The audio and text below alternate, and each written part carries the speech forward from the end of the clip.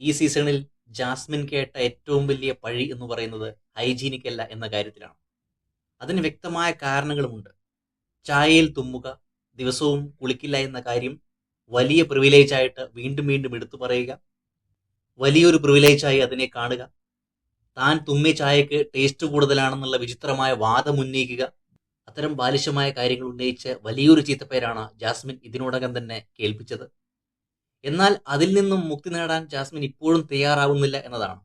ഇവിടെ ജാസ്മിൻ വിചാരിക്കുന്നത് തന്റെ തുമ്മലും മൂക്കളയും ഒക്കെ വലിയ പവിത്രമായിട്ടാണ് മറ്റുള്ളവർ കാണുന്നത്, അത് ലഭിക്കുന്നവർ വലിയ രീതിയിൽ അനുഗ്രഹീതരാവും എന്നൊക്കെയാണ് ജാസ്മിൻ വിചാരിച്ചു വെച്ചിരിക്കുന്നത്. യഥാർത്ഥത്തിൽ ജാസ്മിൻ ഇവിടെ തനിക്കുണ്ടായ പേരുദോഷം മാറ്റാനല്ല ശ്രമിക്കുന്നത്, വീണ്ടും വീണ്ടും പേരുദോഷം കേൾപ്പിക്കാനുള്ള ശ്രമമാണ് നടത്തിക്കൊണ്ടിരിക്കുന്നത്. ഒരുപക്ഷെ ജാസ്മിൻ കപ്പടിക്കാൻ വേണ്ടി വന്നയാളല്ല, BB6-ൽ ഏറ്റവും കൂടുതൽ പേരുദോഷം കേൾപ്പിക്കുക എന്ന ഒരു ഉദ്ദേശത്തോടു കൂടിയാണ് വന്നത് എന്ന് പോലും നമുക്ക് സംശയമുണ്ട്.